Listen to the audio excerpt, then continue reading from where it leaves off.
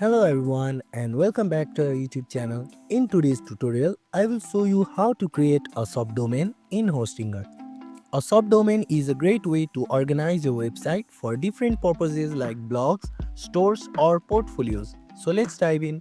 First of all, open a web browser on your mobile device and go to Hostinger's official website, that is www.hostinger.com.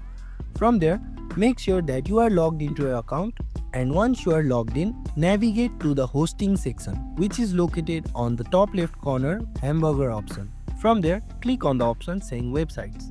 From here, you will get the variety of hosting plans that you have subscribed and select the hosting plan associated with the domain where you want to create a subdomain and simply click on the manage option. In this hosting management panel, look for the option saying subdomains and click on it.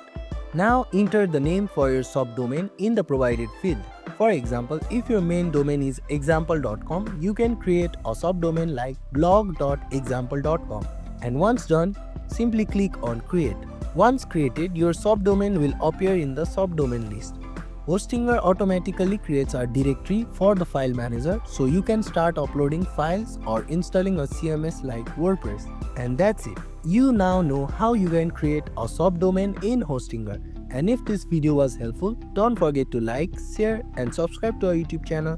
Hit the bell icon to stay updated, and thank you for watching.